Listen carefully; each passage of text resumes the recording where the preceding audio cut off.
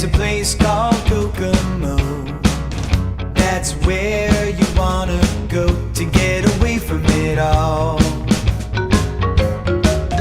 Bodies in the sand, tropical drink melting in your head. We'll be falling in love to the rhythm of a steel drum band. Down in Kokomo, Jamaica, ooh, I wanna take you from Bermuda, Bahama. Come on, pretty mama, Key Largo, Montego. Hey, we wanna take you down to Kokomo. We'll get there fast and then we'll take it slow. That's where we wanna go. Way down to Kokomo. We'll put out to sea and we'll perfect our chemistry. By and by we'll defy a little bit of gravity. Afternoon delight, cocktails and moonlit nights. That dreamy look in your eye gives me a tropical contact high. Down in Kokomo, Jamaica, ooh, I wanna take you from Bermuda, Bahama. Come on, pretty mama, Key Largo, Montego. Hey, we wanna take you down to Kokomo. We'll get there fast and then we'll take it slow. That's where we wanna go. Way down to Kokomo.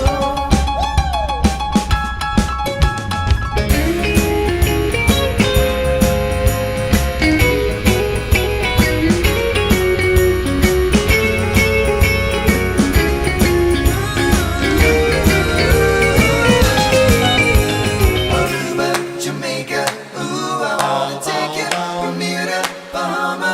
Come on, pretty mama, Key Largo, Montego. Baby, wanna take you down to Kokomo. We'll get there fast and then we'll take it slow. That's where we wanna go. Way down to Kokomo. Aruba, Jamaica, ooh, I wanna take you from Bermuda, Bahama. Come on, pretty mama, Key Largo, Montego. Baby, why don't we go?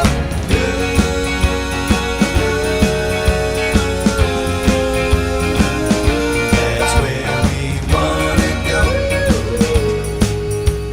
Aruba, Jamaica, ooh, I wanna take you from Bermuda, Bahama.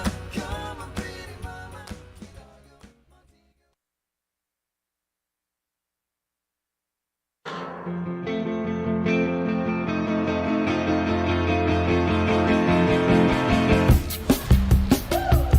And now, to entertain you tonight with a gala discussion and a recording session, Matt and Greg and the fabulous Beach Boys talk.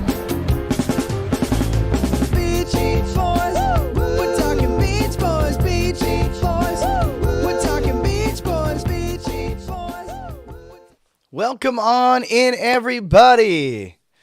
Brother Matt, how you doing? Good to see you. Good to see you. I'm doing well. How are you? Oh man, I am on cloud nine, my friend. If this all works out, this is gonna be just an amazing show.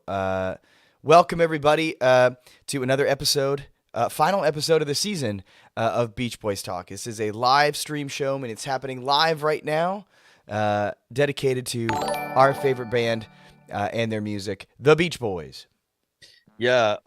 So excited tonight. I know it is our season finale, which is a little bittersweet, but what a way to close it out. You know, we are not experts, historians. No, we're not. Musicologists. We're just No. two brothers who love the band. And as fans first, above anything else, what can you say about our guest tonight, Greg? Let me run through this real quick, okay? Yeah. Good luck. God only knows. Good vibrations. Help me, Rhonda. Yeah. Wouldn't it be nice? The Do Run. He's a rebel. It's my party. ABC. Where Lady Willpower. Where Be My Baby. Unchained Melody. I can go on and on and on. Sloop John B. I just wasn't made for these times. Yeah, I mean, I could go on and on. Our Yeah. guest tonight is Greg and I are so honored. We're gonna have Randi from the legendary Wrecking Crew joining us tonight. This is one of those guests that kind of transcends everything that we're doing. It's I mean, this guy is he's a huge piece of rock and roll. I mean, all the Wrecking Crew gang. I mean, all those folks Yeah. made so many great hit records in such a short period of time. Absolute legends, and of course, they worked with our heroes, right? They worked with Brian, Yeah, I mean, Elvis.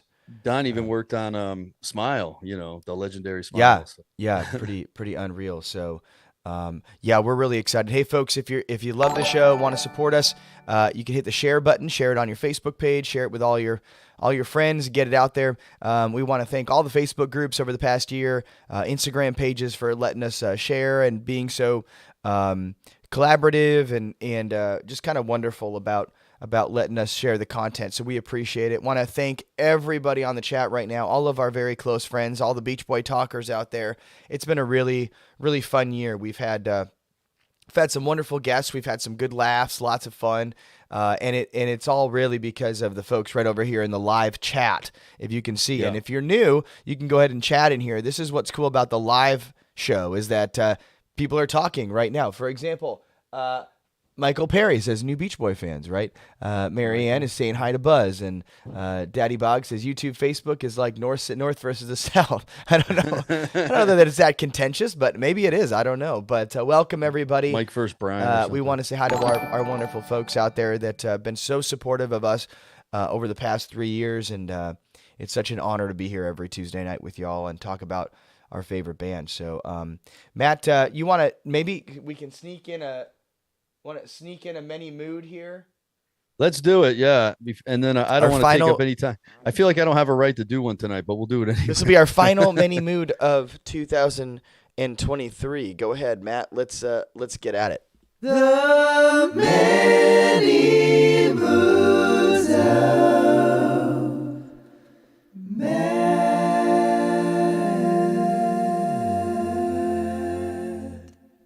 Well, as Greg and I at the beginning of every show say that we're not experts, historians, or musicologists. That's the truth, because believe it or not, we did not plan this show tonight based around, Don Randi on this particular date. But this particular date is very important, right? Today is the anniversary of when the Beach Boys released their biggest single ever, Good Vibrations.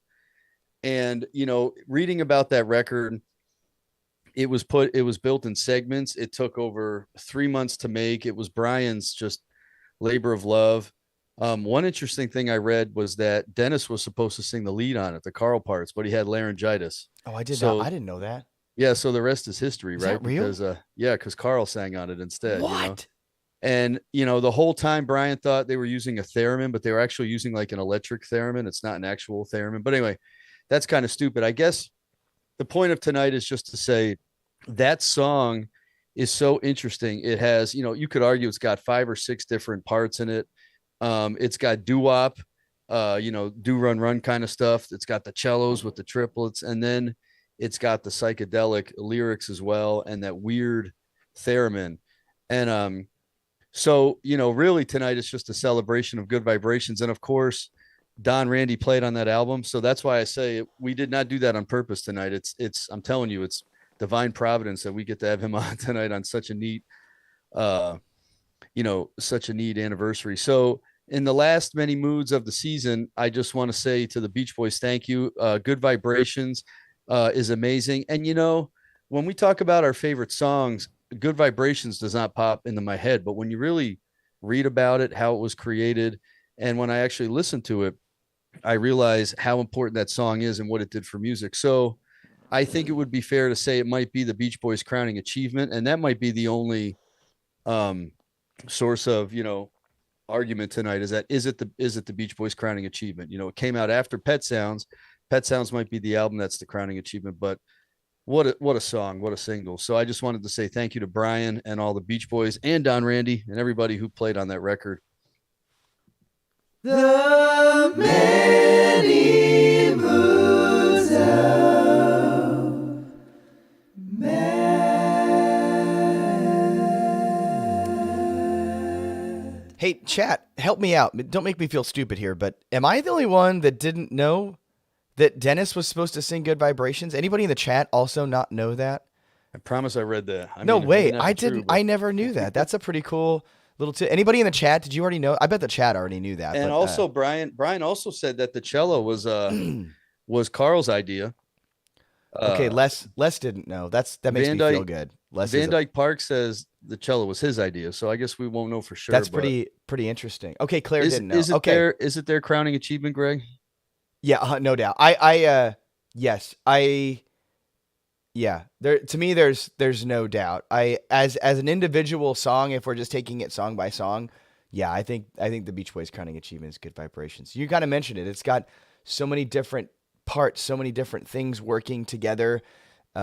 Peak of Brian, at his creative best. I think it's What about the fact that it's a song that's like spliced together? So and I think Phil Spector was a little bit jealous, but that's what he talked about. He said it's not a real song because it was recorded in different studios. And he said it was a master of manipulating tape, but it wasn't a good recording. It wasn't all recorded at one time. What do you think about that? Oh, I think it's so great. That pure jealousy? Yeah. Oh, yeah. I mean, I think that's Brian just being way ahead of everybody else. I mean, look at what we do, how we record music today. I'm not saying it's good, but I mean, he saw it all coming. I mean, basically everything is in parts and pieces, and you move them together. And what is a piece of music, right? It's rhythms and notes all put together in different. What the medium is, why does it matter? And I would even make the argument that this piece of music was too great. This record was too great for one studio. That's the excuse I have, is that it couldn't be contained in one. You know what I mean? Like Brian knew it. Like if it could have been done in one studio, Brian probably would have done it. But different studios have different sounds and different vibes. Good, no pun intended. But you know what I mean? Like that's Brian's trademark, is the studios were an instrument.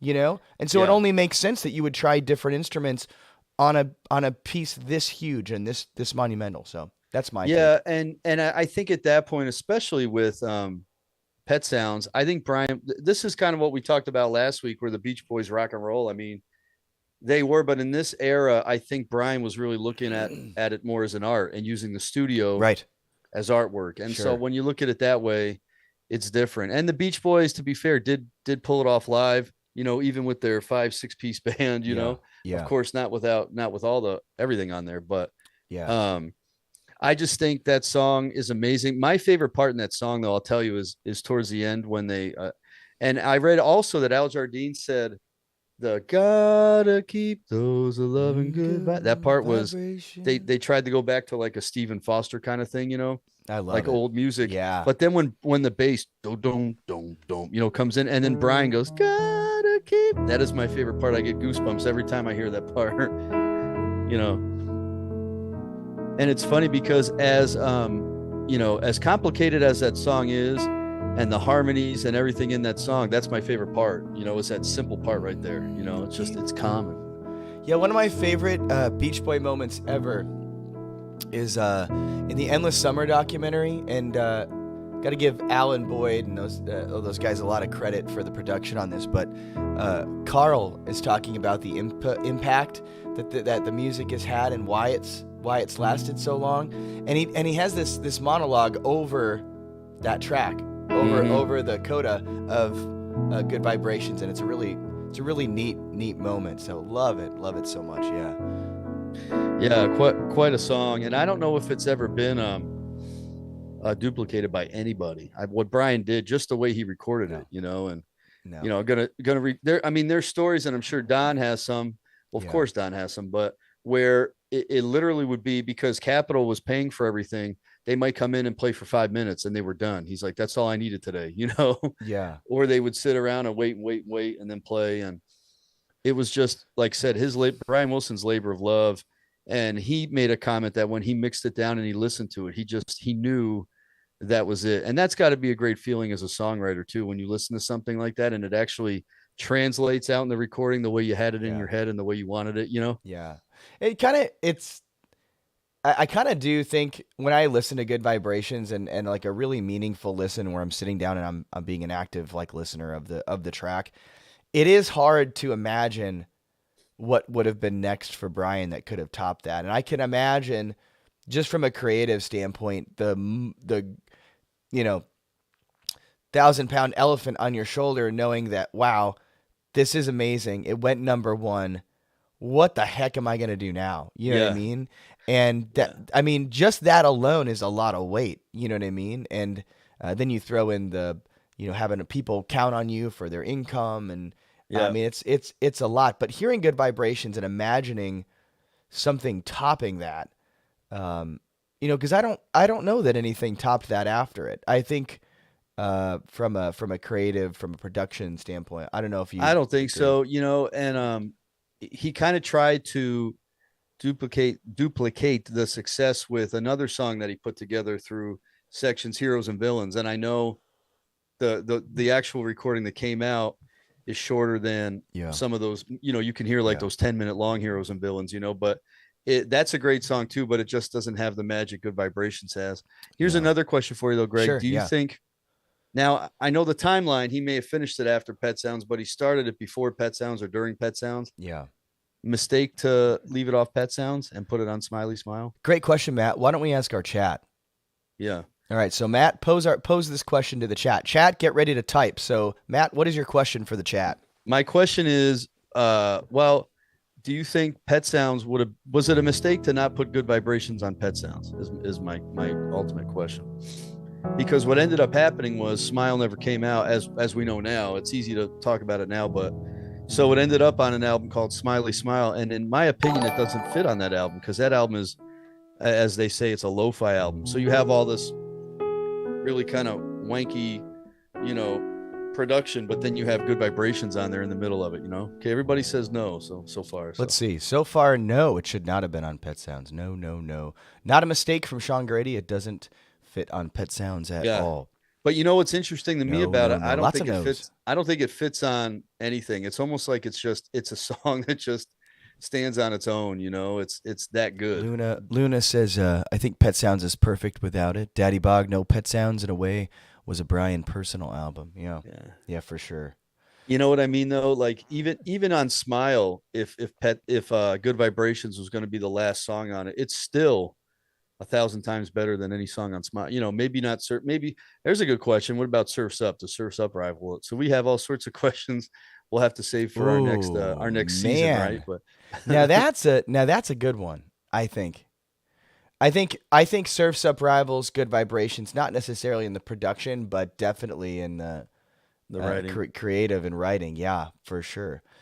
Scott said if Good Vibrations came out on Pet Sounds, it would have been.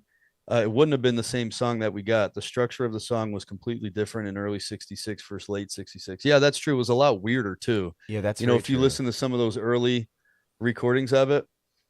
In fact, you got to give Mike Love some credit. Yeah, a little head nod to Mike Love, bringing it down to earth a little bit. He said that he's like, the track was really weird. And he's like, but everybody, Good Vibrations, everybody knows, Boy Girl Attraction. And his lyrics were used last. Tony Asher actually wrote lyrics to that first.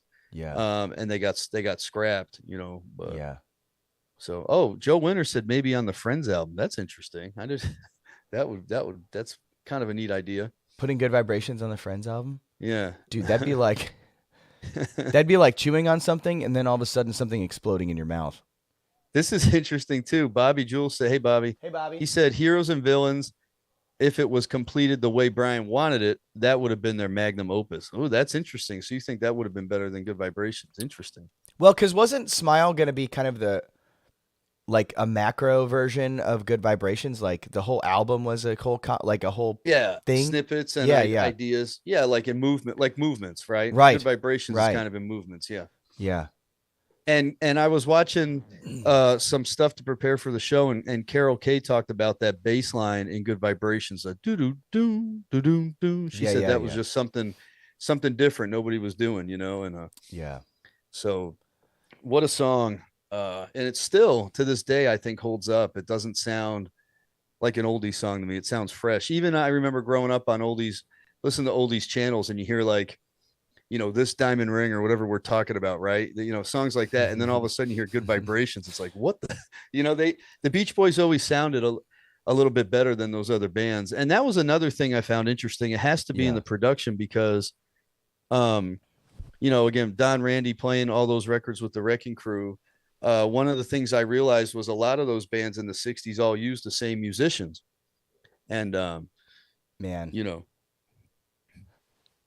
and there he is. Oh man, come on, please work. Yeah, hi. Hey, Hello. Don, how are you? Good. How you doing? Oh man, I am beyond excited and honored to speak with you. What do you say? Thank you so much for joining us. I'm Matt, and this is my brother Greg. I don't or my whoa, No, wow. you're Greg. I'm Greg. That's my brother Matt. Hi, Yikes. Matt. Hi, Greg.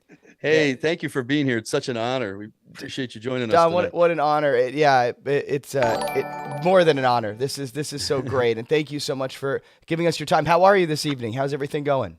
Good, good. I had some eye surgery a few days ago for a cataract, and I can see better than I've seen in a couple of years. So I'm really happy that it worked very well. Well, I'm sorry you have to be looking at us, but I'm happy that you can see a little better. Matt, do you want to maybe give a little bit of maybe just a little bit of an intro for our guest here? Yeah, I mean, Don, we have the legendary Don, we Don only Randi. we don't have 8 hours to talk about all the amazing work you've done over the years, but we're so thrilled to have you on.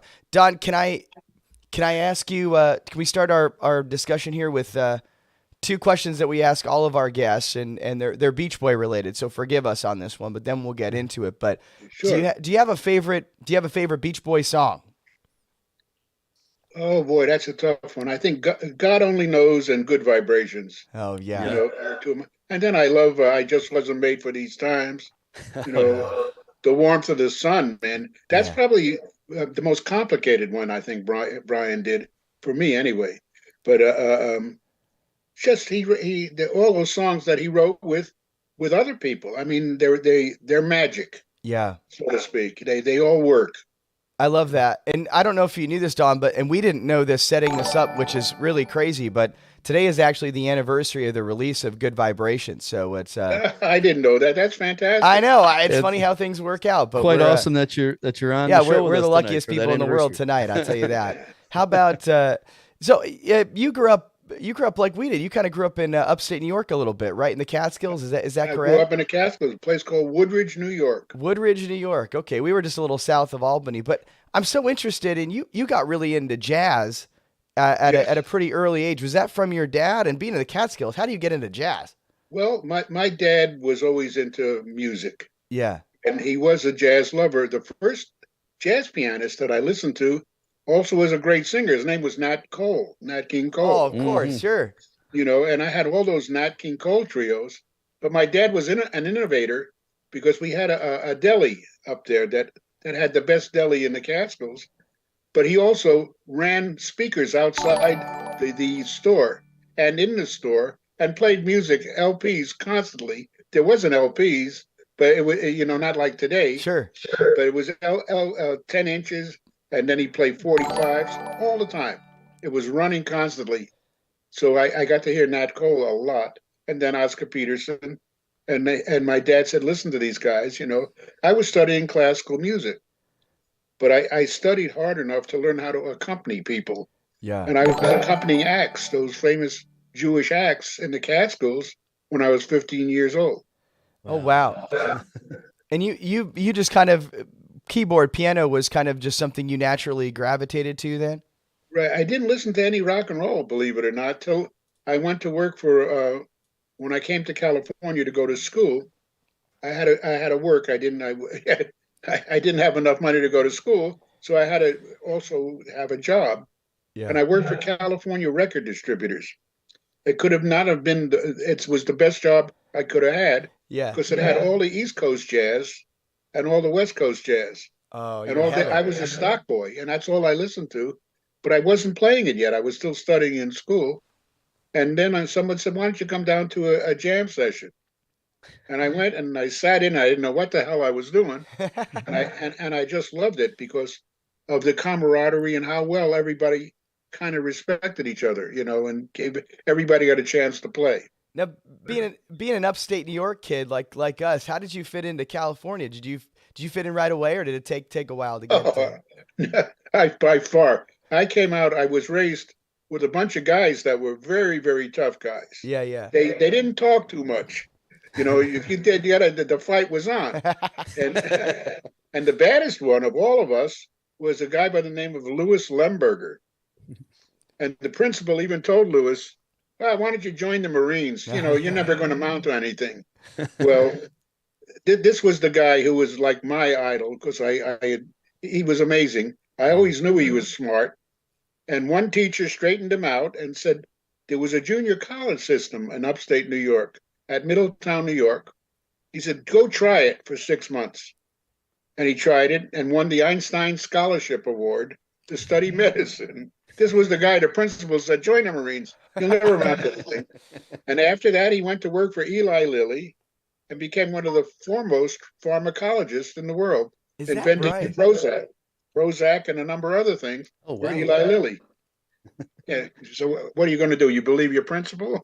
Oh yeah, yeah. That's a tough principle right there. But yeah. And Oh so man. he's always been, and he would come out and see me later on in life and get to see me perform. And he and I stayed close till he passed away a few Oh. years ago. Great guy. That's really Great that's guy. really great. Do you did you connect a lot with folks when you moved to California? Did you pretty much cut everything off, or were you able to I keep pretty in touch? much did. My music teacher was a guy by the name of Irving Hertz, amongst a bunch of them, Yeah. and he passed away very young from leukemia. Oh. But I didn't know that till way later on. Oh I yeah. always wondered why he didn't take. They would offer him Broadway jobs and stuff to come to New York City, and he just stayed up. He had the band at a hotel called the Concord, which was Okay. one of the more elite hotels in Liberty, New York. Okay. So that was kind of neat. The Concord and Grossinger's were the two of the bigger, the more highline hotels. Man. There was during the war years, and I'm talking about the Second World War years. Yeah. The Catskills thrived. That was the busiest it was ever till 1952, 53. It kind of slacked off. And my father passed away in 52, and on his deathbed, he said, "Whatever you do, get the hell out of here." Is that right? Oh, yeah, there were 26 of us boys in the class and 18 girls. And out of the 26 by 1955, there were only 12 of us. Everybody was shot or killed by mobsters or some bad thing happened Oh, or no whatever. way. Wow. Yeah, it was a pretty wild neighborhood. I never would have guessed that from the Catskills. Yeah, My me goodness. neither. I didn't. Well, you got to remember that during the summer, there was over 100,000 people in our little town, and in the wintertime there was 820. Oh. So it was okay. what they bungalow colonies and hotels, and it was a lot of work for people that would come up and work for the summer, especially musicians, because all the hotels had bands. Right. The guys would come up from New York and play. I remember accompanying Buddy Hackett, the comedian, when I was 15 years old in a rainstorm. Well, so you got out of Dodge, got to California, and Right. you said you started working for the California distributor. How did you? Yes, yeah. So what was your first kind of experience doing the recording stuff? I think it was He's a Rebel was like the first official That's kind right. of tracking session. But was there anything before that led you there? Kind of. I did a few sessions, demo sessions for some people. Yeah. I didn't know what I was doing. You got to remember, everything was mono or not mono. They go straight to disc. Uh-huh. In the early days, like 1954. But I ran into a young man by the name of Steve Douglas, and when I started playing jazz around 56 or 57, Steve was very close to Phil Spector. They went to Fairfax High School together, and he came to see me and would try and sit in. Steve was the greatest rock and roll guy of all time, but he was not a jazz player. He could have been if he would have taken more time to do it, Yeah. but it never happened. But he could take the greatest blues solos on some of those records, some of the baritone horns things you hear, and he had a great full sound. I loved his sound, and we did an album together sometime later on, his album, and it was a lot of fun doing, but it was not it wasn't like a straight ahead jazz album. Uh-huh. And but he was the one that brought Phil Spector in to see me, and then Phil said, "You want to do a record date?" This was in 1963. Wow. We were working at a little club in Hollywood called Sherry's. Sherry's was infamous because it was a place that if you got seen in there, there was always the writers that wrote for the Hollywood Reporter or for the Los Angeles Times. You'd get your name in the paper somehow. It managed to happen, and that was my gig. The gig I took was from a pianist by the name of Hampton Hawes. What a monster jazz piano player! And before him, Pete Jolly played there, who also was a session worker. Did the early what's his name? Here I go. I'll tell it to you in a second. My brain will start. But he also did a lot of sessions, you know. And Phil said, "You want to do a recording session?" Through Steve Douglas. This came through Steve. And the next thing I knew, I was at Gold Star. And I wish I could say I was the only piano player, but I wasn't. There was 4 of us or 5 of us. Let's see. It was me, Mike Rubini, Al DeLore, a guy by the name of Mike Spencer, and sometimes a guy by the name of Mike Rubini in the very beginning. I think I said that. And then later on, Larry Knechtel joined us on a bunch of stuff, but not that much. The other piano player was Leon Russell. Oh, yeah. When he came to town, he would sub for me at Sherry's because I started to get to do a lot of work, and he would sub for me at my jazz gig. And Leon was a great jazz player. Most people didn't realize. I knew it. And my drummer at that time that was working for me was this funky drummer who I said was the easiest guy I ever had to play with. His name was Jim Keltner. And Keltner became one of the hottest studio guys to this very day. Yeah. After that, I remember he did a date. Leon called me on the phone and says, "Who the hell is that drummer? He's a monster." I said, "I know." And he got him on a Gary Lewis and Playboy, Gary Lewis and the Playboys. And Jim comes in with tears in his eyes. "Don, they want me to go on the road. It's $650. I said, "Take it." And he did. Great. That was his start with all the rock and roll, and very well. Well, Don, thank you for being here. I did have a question about that when you went from jazz to rock and roll. I've been recently reading about the Wrecking Crew a little bit as it came to be known, but I don't think they were in the Wrecking Crew, but there were some studio musicians who refused to play rock and roll. Is that correct? And and how did you feel about making the switch? I loved it. I remember the first time I was in my car and I heard "He's a Rebel." I just pulled over and said, "I played on that. That's fantastic." You know, that's me. I'm with the other guys, you know. Yeah. I loved it. And the songs were good. They were good. We had great, I mean, I just went to a thing recently for Jeff Barry, a fundraiser. And Jeff Barry started saying, he didn't know I was there. It was him and Paul Schaefer, the pianist for the not the Tonight Show, the David Letterman show. Oh, yeah. And it was just them doing all the songs. It was incredible. And then I'm sitting there and I realized I played on every one of those from the Do Ron Ron to Leader of the Pack. Yeah. All of those songs that he did for Phil. And they were wonderful. But that was just part of it. The songs were very good.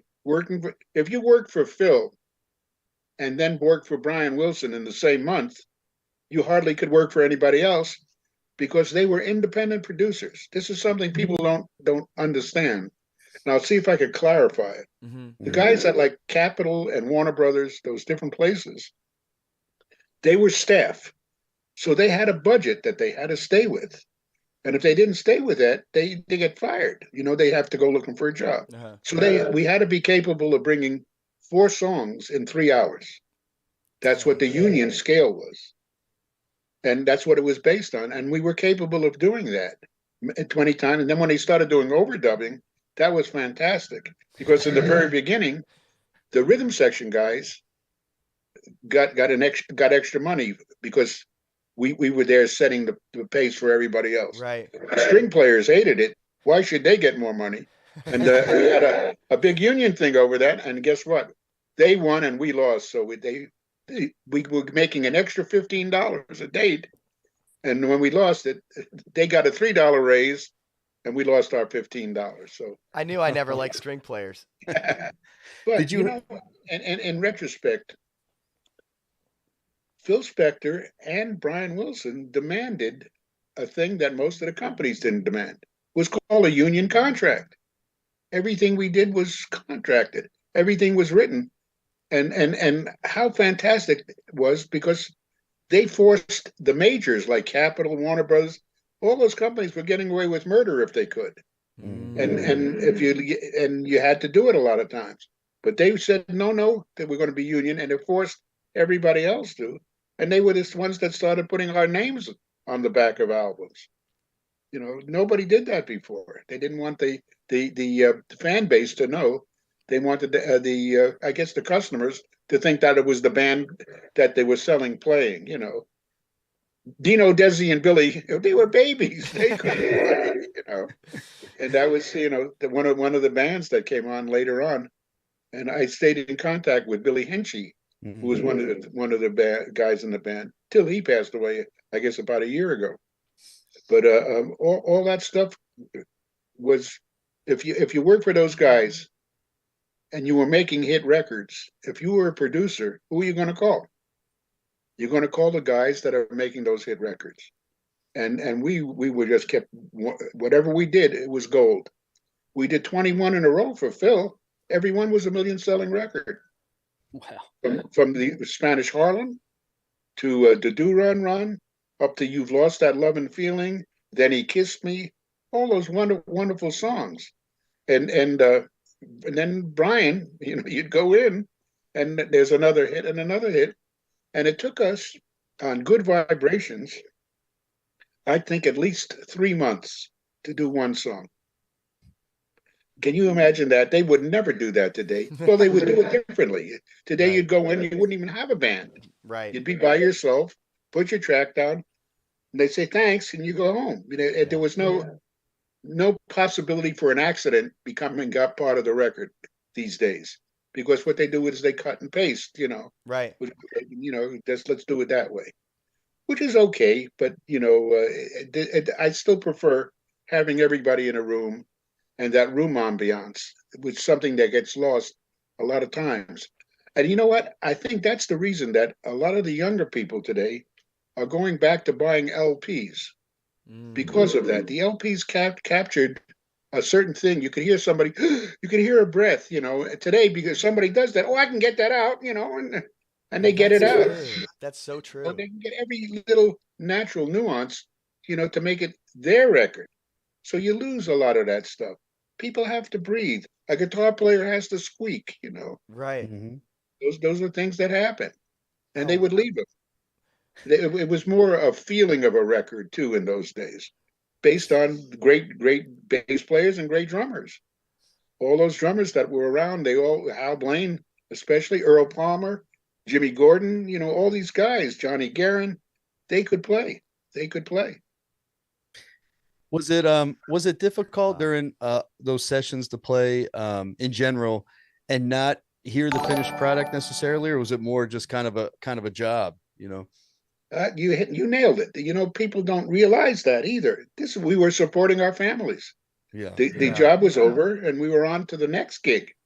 I did in 1 week. One time, I did 26 different recording sessions, which is impossible to do. And I wrote. I was the arranger on 4 of those sessions. I was never home. I'd come home and leave. I remember my wife and I having an argument over one of my kids, and she just looked at me and I said, "Well, where the hell were you?" And I had to shut up because I was not there. Yeah. And this is when the kids were starting to become teenagers. There was a period of time where we were just in day and night from 63 for me, and went from 63 almost to 85. A lot of the guys tapered off at 80, or no, I guess around 70, 71, 72. But I think because of my kids, I kept going. They'd bring me home this music. They didn't give a shit about anything I was playing. Hey, Dad, listen to this. Hey, Dad, listen to this. I remember hearing a band called the Mahavishnu Band with some of the greatest jazz players. And my son, discovered them, and holy mackerel. There you were. It was a whole new door. Yeah. And that's when jazz fusion started to come in those early days. And I love that idea of doing a jazz. I always played jazz versions of rock and roll songs. I always thought that was a way for me to get an audience to like an out and out bebop tune. If you broke it to them, we like easily. You capture them with a familiar song, and then you could hit them hard with a hard bebop tune. And it worked. It kept me working for years. Well, my brother. Oh, I was gonna say my brother and I love the good jazzy vibrations, the record you Oh, did. thanks. Oh, it's Yeah, I listened to that yesterday. it's It's so awesome. I good. love it. Yeah. And it was fun doing, especially for me. Brian, when he heard it, he called me on the phone, and we did In My Room Yeah. in 5/4, and he said, "You're out of your mind," and I cleaned that up. Yeah, it was fun doing. I enjoyed it. On Good Vibrations, my goodness, we were in. Mike Melvoin was another piano player. He came in and did some. Larry Knechtel did some on that. I came back and did two more sessions. As a matter of fact, I'll tell you a wonderful story because you're Beach Boy guys. At one point, Good Vibrations, there's a very, very low. You can't. It's hard to recognize, but it's there, and I'm playing it with my foot on the foot pedal of a Hammond B3, Yeah. and I'm just holding that one note. And Brian couldn't see me. There were baffles in front of my face like this, big baffles, and the organ behind it was me, and Hal Blaine, and I forget there was four or five of us. And he says, "Guys, I just need Don. I just need Don." When he said that, I looked at my watch. We had already been in that studio, Studio 3 at Western, which is now East West Studio. We were there for 8.5 hours at least Oof. on this one song, over and over, doing this part, that part. So he says, "Guys, take a break. I just need Don." Don, keep holding that note. And I'm holding this note. They're out in the hallway, and I'm falling asleep. Literally, I'm like this. I'm weaving. And he says, "Just a second," through the talkback, to the studio. He says, "Just a second." I look over, and there's a pillow that we would sit on because the benches that you would use for the Hammond B3s were hard as a rock. Yeah, yeah. And I grabbed it, and I was going to sit down. Wait a second. I laid down. I put the pillow on the foot pedal and laid with my head on the foot pedal. Oh, and I'm holding the same note down. Brian doesn't know this. He can't see me. He says, "All right, here we go." And we do it, and we do it for about another 10 minutes. I'm fast asleep. I'm out. I hear through the clickback, "Don, that was fantastic. Thanks. Take a break." You know, and the guy, Al Blaine, says, "Did you have a nice nap?" He saw me. He saw my eyes closed. So the end of the story is Brian didn't know about this till about 4 years ago. Is that And I right? get a call from him. "Brian," he says, "Don, I got to ask you a question." I said, "What is that?" He says, "Somebody said you went to sleep." I said, "That's actually right." He said, "You're kidding." I said, "I'm not kidding." I said, "You couldn't see me." So he didn't know about it all those years till he heard the story. I love that. That's great. Man, but it shows how hard you guys were really working in those times. I Oh, mean, yes. 8 hours on nonstop, that's a lot. But you know what was amazing? Brian was hearing everything all the time. He knew where it was going to go, where it was going to end. We didn't, Yeah. because this was a labor of love for him. Musically, it's probably one of the best things you could ever listen to. Yeah. And who would ever put a theremin on a rock and roll record? Right. Yeah. Who'd take the time to do that? And the vocalese is wonderful. There's some of the notes they hit. To the point being, I was just back in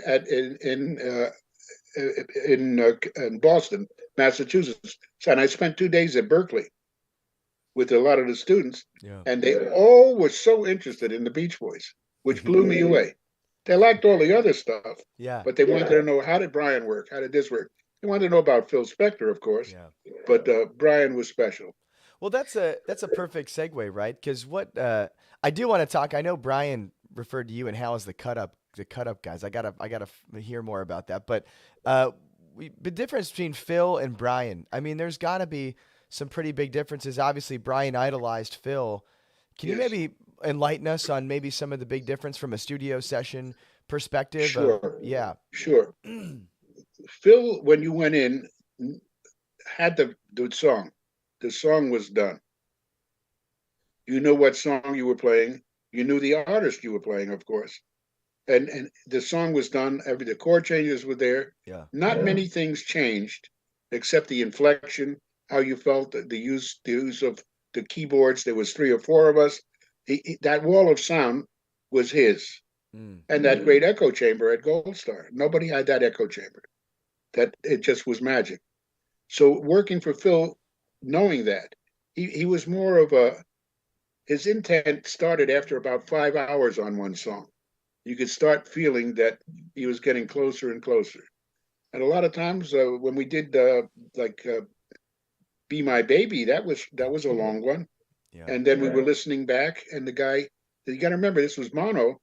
The guy had left the tape machine in record mode, and it erased half of the hit. And we were ready to go, and we had to go back out. We had to go back out and do another 2 hours. But it was still number one. Yeah. It didn't matter. It went to number one. The Christmas album Phil did is probably the greatest Christmas rock and roll album of all time. Awesome. It's like an annuity, when you did that. Every year it sells and sells and sells. And all those wonderful people, including Darlene Love, who is now still going strong these days. When you worked with Brian, I think initially maybe on the Help Me Rhonda sessions. I think. Yeah. Did you see a difference from Help Me Rhonda to Good Vibrations? Could you see a difference in Brian growing up in the studio and getting better at the craft, or did you maybe notice that he was getting more and more out there? A little harder to focus.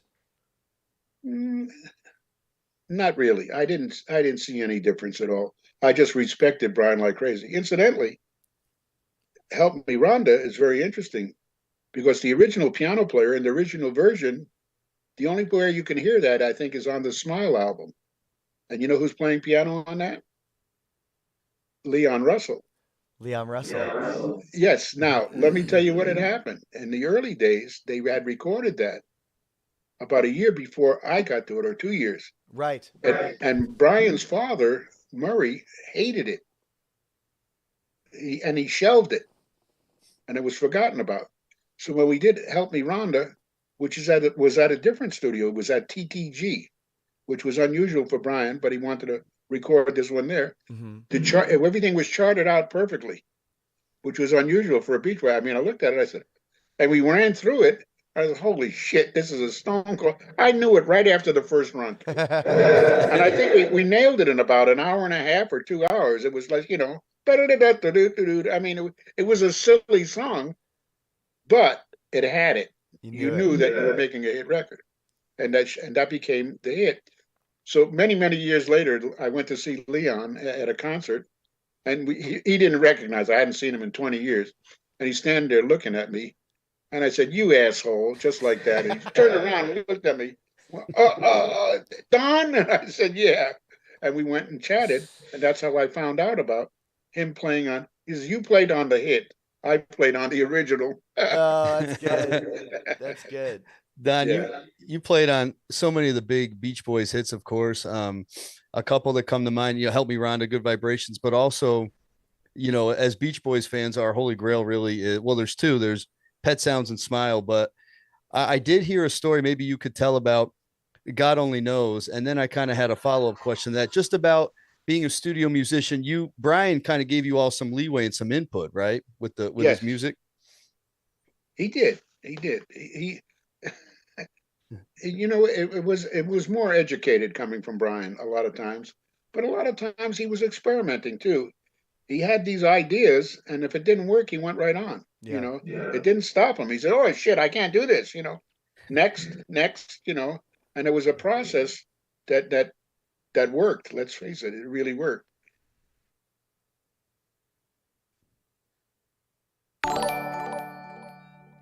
Uh-oh, did we lose Don? He's frozen. Maybe we'll get him back. Yeah. Let me see. Oh man.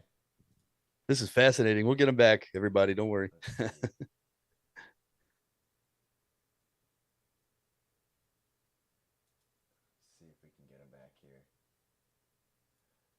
We are stay with us here. We're talking with the legendary Wrecking Crew member Don Randi, and looks like we're having a little technical difficulty, but we will get him back. We are in the middle of an amazing conversation with him, and Yeah, his memory's pretty spot on. It's pretty awesome. Yeah. Yeah. And I think the Help Me Rhonda he's referred to is the one on the I think it was the album version. It's a little bit rougher than the single version. Yeah, Matt, I might call him just to make sure he's Okay. good there, real quick. If you want to maybe Yeah. in the So chat. we will ask him about Elvis. That's one of the questions I have. That's another thing. We're a Beach Boys show, but he played with so many artists, and but I'm just fascinated how he even in his past interviews talks about Brian the way he does with the reverence that he does.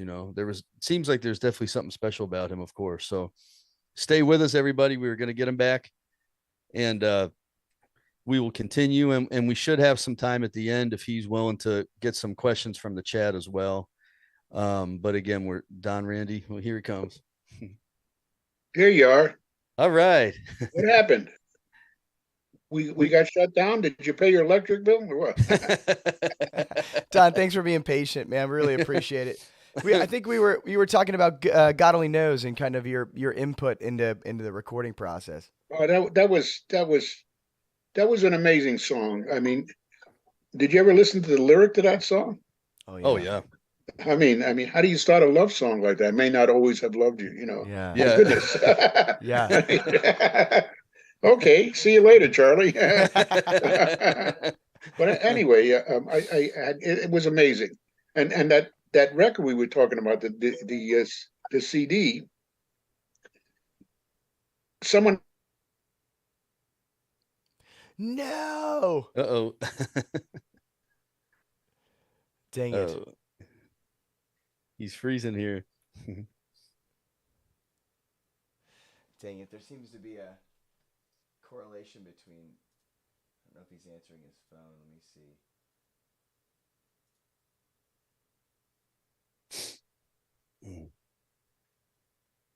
Hey, Todd.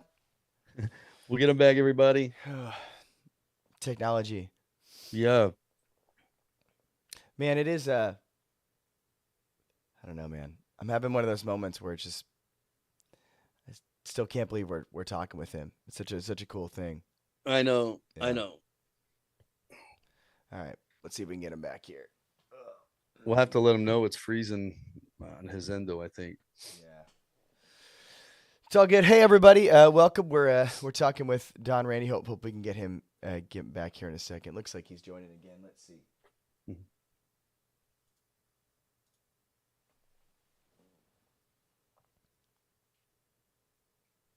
back yet? There we are.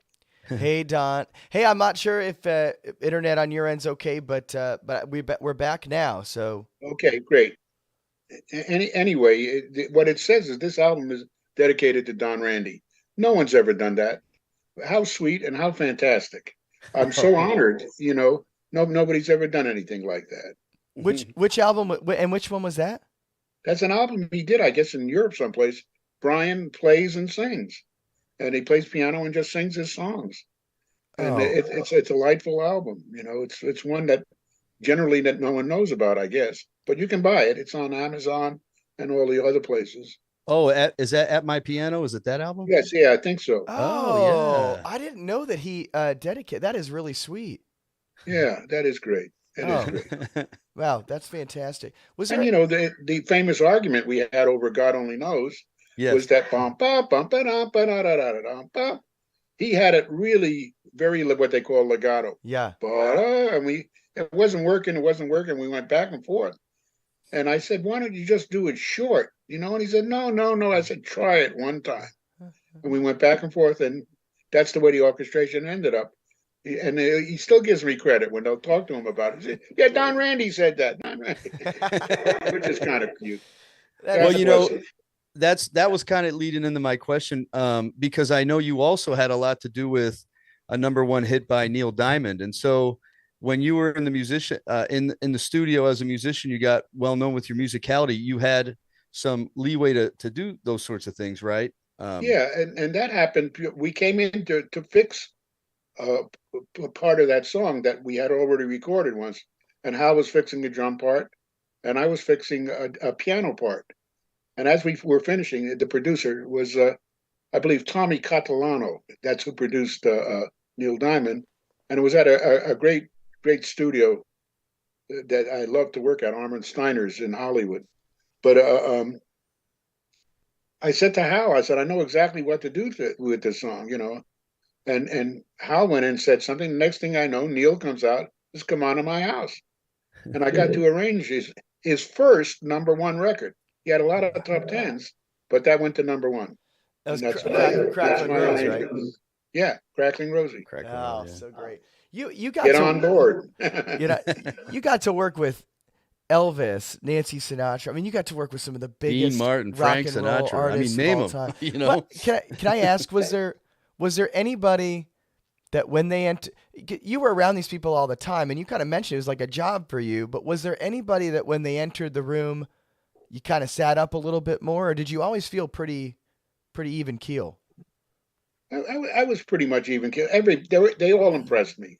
Yeah. I always loved the artist part of it also. I mean, good and bad. I mean, some of them were not the nicest, but that wasn't, we weren't there for that, you know, but I enjoyed all those sessions. I enjoyed the people. Generally speaking, I'd say 95% of them were great.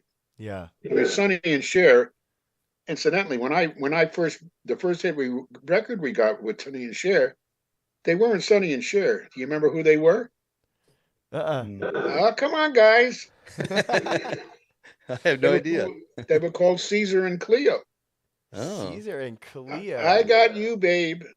Don't you Yeah. remember that song? I know the song. Yeah. Yeah. They were Caesar and Cleo. And that's when they had the vests, the fur vests and the bangs. They would wear the bangs. But that was what they were. They were Caesar and Cleo.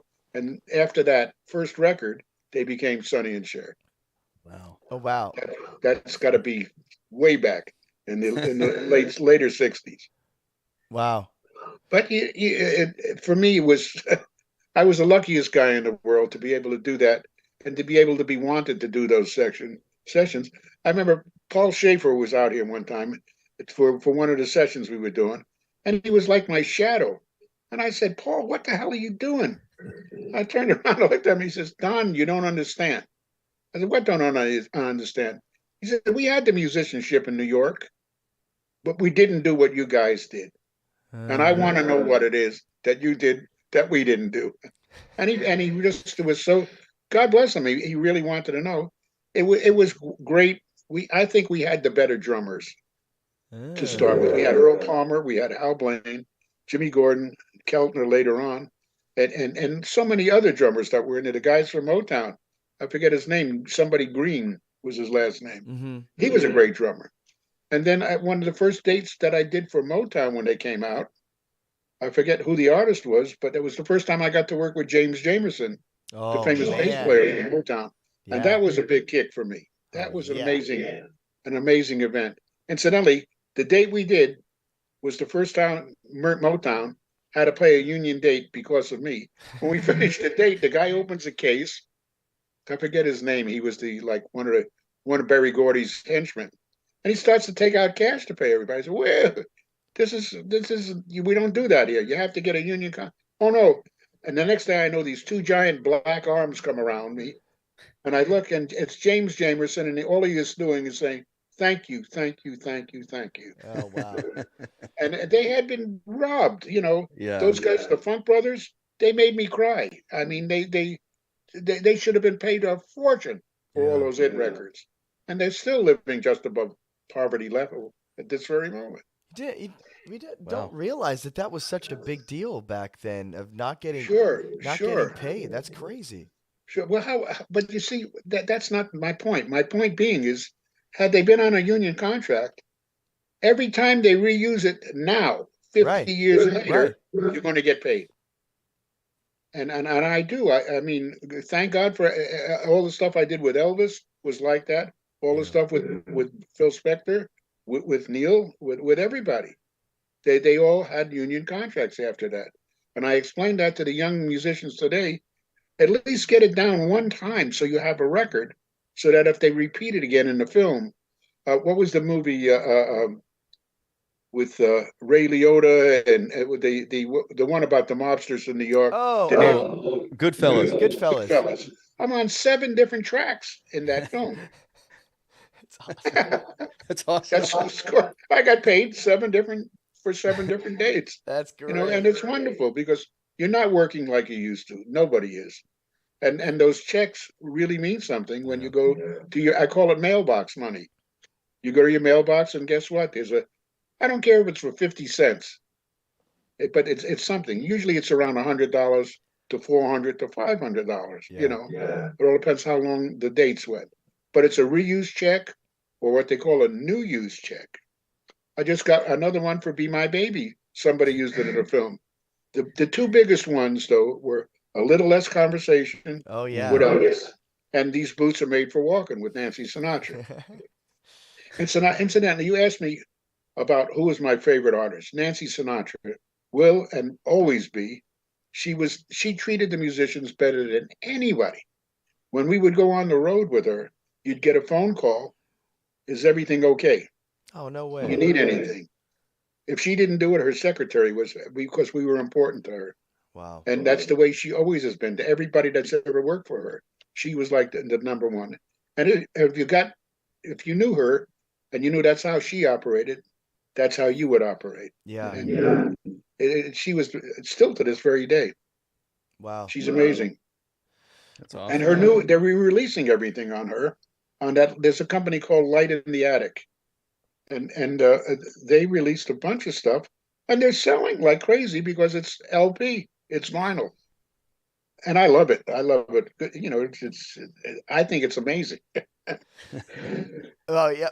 So you talking about kind of working less, but you're a man of many talents here. You also opened up a club in LA called the Baked Potato. Is that correct? Right? Yeah, we did in 1970. I got tired of working for club owners threatening my life if I didn't show up. That's good. You're gonna be. I had 1 year. I forget when I was working for my. He was like a second father to me, Pat Dennison. He owned the club Shirley's. And he said, "What are you doing to me? What are you doing to me?" And he said, "Get your own place. Get your own place. No, you're driving me crazy," because I was never there. But Yeah. I was on and off from 1957 to 1969, 1970, working for him. And I'd have checks for piano players that substituted me, like for me, $8,000 for the year. I was never there. I was there a lot of times, but every chance I had, even if I split the night with the guy, I would always show up at Sherry's. Always, always. Why'd you name it the baked potato? Is there a reason for that? Yes, there is. We had everything. I was in London doing a show with, of all people, Raquel Welch, the end of I think 69 or 68. No. Dang it. It's funny. Speaking of the baked potato, I wish I had read about it sooner because Greg and I were in right, Greg, we were in Los Angeles. We could have. I know. How did we miss this opportunity to go to the Baked Potato? I'm surprised nobody mentioned it. Yeah, I didn't know, and it would maybe he would even been there. I believe he still plays there and does all that. So from what I read, he's there a couple times a month. So he's still playing. It's amazing. Yeah. So. Well, I don't want to keep him too much longer. We'll probably have to bail Yeah, out. we can finish it up soon, but yeah, I hate this for him. But yeah, he's got a great Elvis story where I think like it was getting really late one night. They were doing a Little Less Conversation. They were recording it, and I guess one of the producers or one of the record company guys was like getting really upset that it was like taking forever. And I guess at one point he made a big stink about, hey, hurry this up, we want to go. And I guess the story is that from Don is that Elvis looked at him and goes, "Don, are you hungry?" And and Don goes, "Yeah, I'm hungry." And Elvis they all went out and got food. So like made the dude wait even more, and then came back later. It's really funny. that sounds like a Brian Wilson story. That's funny. So Yeah. impulsive. So Yeah. But Yeah. even if even if we don't get him back now, it was great, good, great stories, and the idea that it was just really, like he said, just a job, to pay the bills, and then you know 30, 40 years later to realize the music that they made, created, was so classic. It's still classic to this day. I It's got to wonder. be incredible. So I wanted to ask him. I wonder if like Brian's, because Brian, I think in his book he mentions that Brian worked like painstakingly long sessions versus Yeah, like the Phil Spector that was very much like come in and cut like 4 songs in one day. I wonder if yeah. that like I wonder if he like preferred one or the other, Did he like the Brian's creative process versus Phil Spector where it was like all done? Cuz he Yeah. mentioned when working with Phil that it was all pretty cut and dry. Yeah. Well, I know that, again, in doing some of the research, it was in the Wrecking Crew documentary, they talk about it too. It was just money. They got, the longer it was, the better it was. They kept getting paid, Yeah. that kind of thing. So, Yeah, that's true. yeah. That's true. Mhm. Did he? I didn't know this. Somebody mentioned in the chat that he did he record with Steely Dan? He said he was there doing stuff till 85. That would make sense. That would be in that era, the Yeah, I mean 70s. it could have been he. Yeah. I know I worked with Linda Ronstadt. I mean Yeah, he's he played on that song with the Stone Ponies, the yeah. so goodbye. That was nice, man. You should do that again. Sorry. Yeah, yeah, How about You Lost That Love and Feeling? I mean, come on. yeah. I mean, Mhm.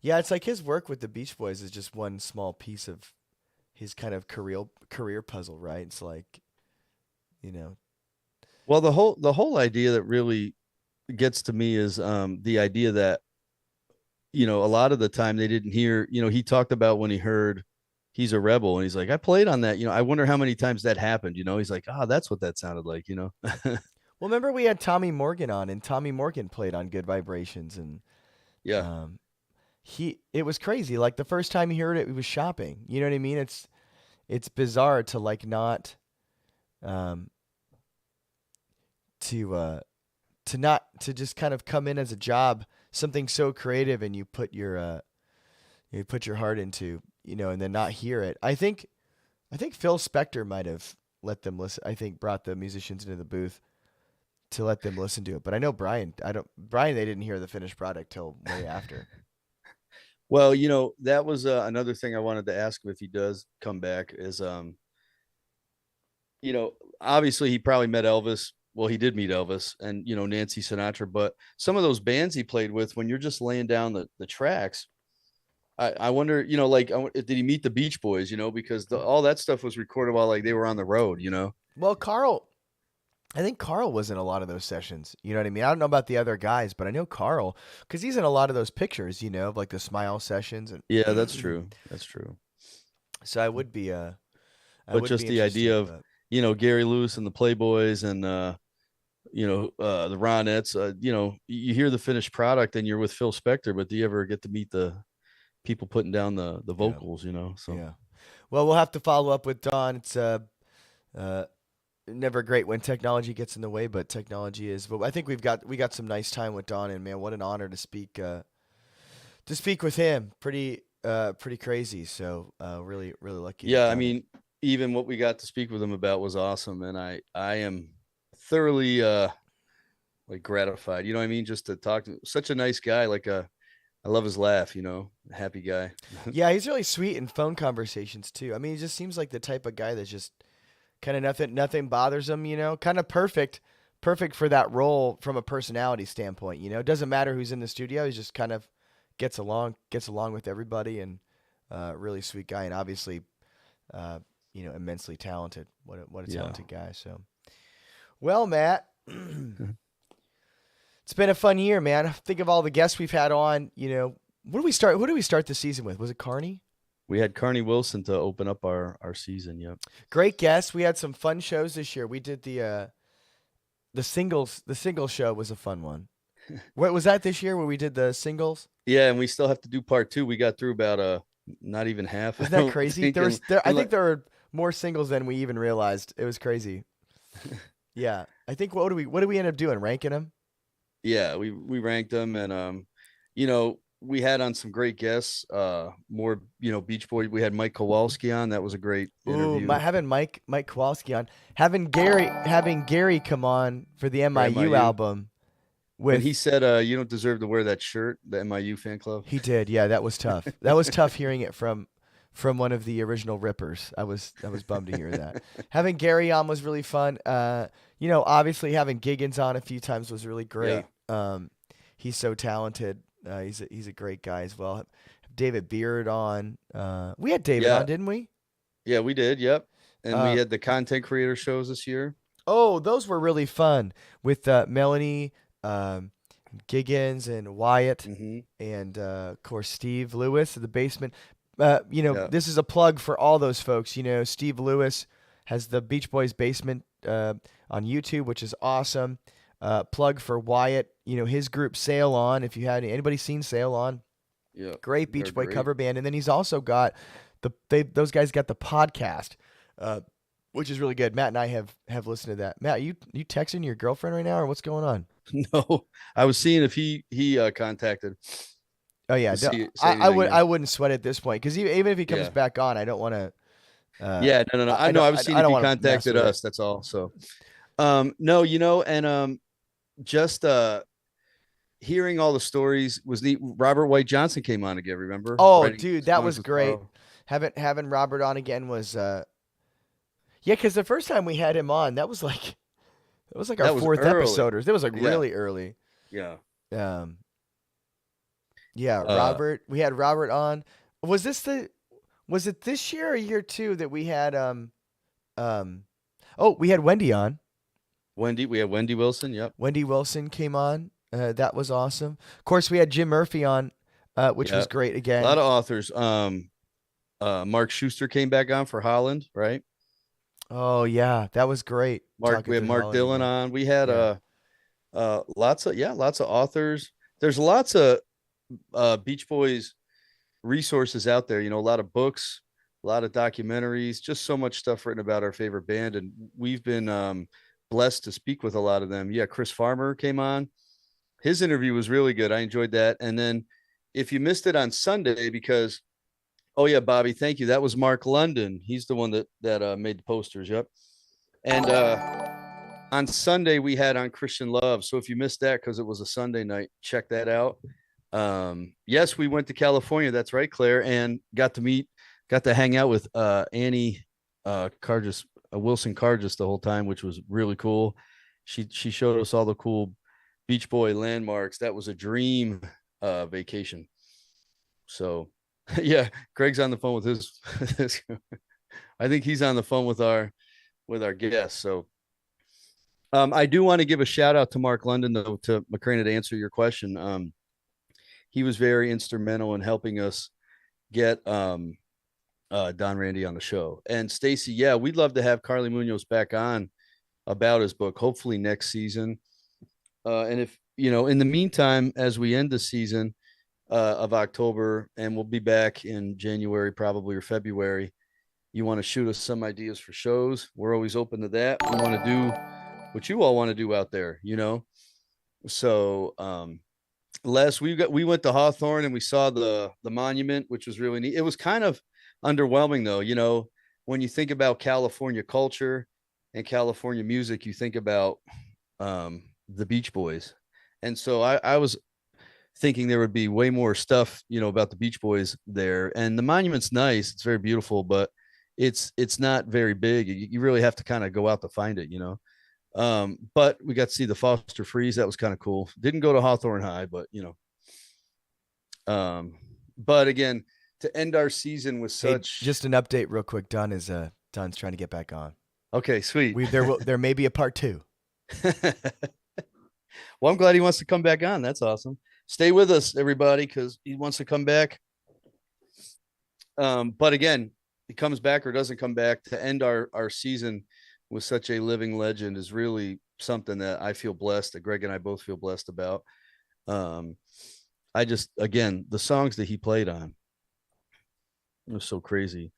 Uh, a chance for a Christmas show. That's a good question, Joe. Greg and I talked about that last year, possibly doing that. Maybe playing some songs from the Beach Boys Christmas album and Brian Wilson's Christmas album. Maybe going that way. So that's definitely something we'll think about. Oh, that was one thing I wanted to say too. Was one thing I really love is when we do the album reviews, because especially with the albums that I'm not so familiar with. I think by now I'm kind of familiar with a lot of them, but Greg playing those songs stripped down, when you just hear the bare bones, makes me appreciate those songs, a lot of those songs, a lot more than I did before. Because sometimes the production gets in the way, or the goofy instruments, or whatever, the timing, the years they came out, things like that. So another thing to look forward to for all of you out there is, if you're interested, of course, is Greg and I have another song, another cover in the works.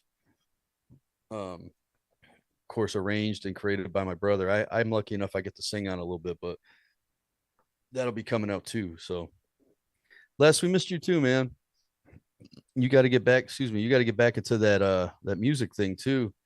Loved your smile that you did. It's one of my favorite things. I still listen to it. You got to listen to Les's smile mix, because he matches the heroes and villains from the studio with that live version with those, the Ricky Fattar or Mike Kowalski. It's one of those guys, those drums, and it's so awesome. And I always wish that about Brian Wilson. I think we've talked about that in past seasons, about they were never big on drums, always kind of an afterthought. I feel like not in the middle 70s, I suppose. Like Mess of Help has really good drums, but yeah, you should repost that again, Les. It's awesome. So again, if y'all can hang with us a little bit longer, there's still a possibility we'll get Mr. Randy back on here and continue our interview. But like I said, even if we can't, it was awesome. And I thought he told a lot of cool stories about Brian Wilson. Love the one about God Only Knows and the staccato. So, Hey, brother Matt. Hey. Okay. All right. Hey, so we're gonna kind of finish our conversation with the great Don Randi here via phone, because technology is a lot of fun. Trust me, Don. We've done this for 3 years now, and technology is not necessarily always super cooperative. So we appreciate you sticking with us. All right, I appreciate you hanging in there. I don't know what the hell happened, but something did. It's okay. It's all he good. may not be able to hear me, Greg. So Okay, great. You could go ahead Well, with it. if you guys want to call me back another day, be free to do that. We can have another conversation and continue this one. Yeah. I enjoyed being with you guys. Oh, Don. Yeah, it was an honor. Do you mind can I ask you one more question before we let you go? Absolutely. Ask as many as you want. Looking back on your career and that wonderful time with what we know as the Wrecking Crew, with Glenn Campbell and Tommy Tedesco, Hal Blaine, Carol Kay, what made you guys so special, and the ability to pump out those hits? Because sometimes I wonder, and this is I'm probably not allowed to say this as a Beach Boy fan, but I tend to think that if there was no Brian Wilson and there was no Phil Spector, you guys still could have been pumping out hits no matter who was producing and who was in there. What do you think? What do you think that was? Well, we got along very well. We all had a great sense of humor. Yeah. Perhaps they didn't take it as serious as a lot of people would have liked, but it just didn't work like that. Yeah. Brian kind of mentioned that. I think it was somewhere I read, it might have been your book, that Brian referred to you and Hal kind of as the cut up guys, the funny guys. You guys like to kind of mess around a lot in the studio and have fun. We did, and we took, and Tommy. Well, first of all, if you didn't have a sense of humor on the way some of the producers produced, you could have shot yourself. Because you know what the hardest thing for a producer to do, I think, in the early days especially, was to verbalize what they wanted. They didn't know how to get that across, so they would use sometimes very racist analogies. yeah, sure. But we understood where they were going. Nothing vicious, but they just didn't know how to ask for it. And if you knew what they meant or had some idea, you would try it. And if that didn't work, then you went to something else. Yeah. That's why we were very. We didn't. I never got insulted by anybody asking me to play like somebody else. Some of the guys did with the rock and roll. No, I'm not going to. As a matter of fact, on a Michel Legrand movie call, there's a marvelous piano player that was the lead piano player, Artie Kane, who ended up doing a lot of television writing. He was a monster. He could play anything. He hated rock and roll. So on this one cue from Michel Legrand, they called me in. They had to pay me double scale, and I came in for 16 bars of like a Jerry Lee Lewis. Nobody would play the trip. You know how we would do on the piano. Yeah. And I came in, and Michelle goes, "Oh, Don, that was so fantastic, Don. Thank you so much." Okay. And I went home. But he wouldn't play it. He said, "Call Don Randi. He'll come and play that shit." I love that. I get the vibe that you guys were a lot of fun and a really, really cool group you had there for, while you guys were in the studio. Did you ever, as Beach Boy fans, were any of the other Beach Boys around at that time? Did you ever notice that? At the time, Mike Love would come around. The brothers would come around all the time. Yeah. They'd be around. But when I came on, they weren't around as much. Put it that way. Yeah. Because they would be there, but they would be ready to do the overdubs. Afterwards. That's my favorite. Let me tell you a quick story. Oh, we'd love it. When Mono was there, it was amazing how much stuff he got on Mono. But when they went to 4-track, that was Brian Wilson's. They made his day because he ping pong back and forth. I can load this track and then load this track, and combine those 2 tracks to the 3rd track, and go to the 4th track, come back to 1, and he was a master of that. Yeah, Brian had it down. I mean. And that was part of his thinking of where he was going to combine everything. Because some of the vocalese things are quite extensive if you listen to him harmonically and musically. Yeah. Incidentally, my wife just informed me that we're having a power problem with the whole area here. Oh, so okay. Good to know. She just wrote me a little note here. Oh, well, tell her thank you for letting us steal you. So that's pretty incredible. Yeah, because we're with Spectrum, and it's all on the that same line. Sure. Jesus. Anyway, so to get back to Brian, he was so amazing. Where the main thing with him, he knew where it could possibly, and I say possibly, end, because he was still trying and experimenting. He knew where it may end, I would say, till we got into it. And then he knew, okay, I got this, And then you just did what you had to do.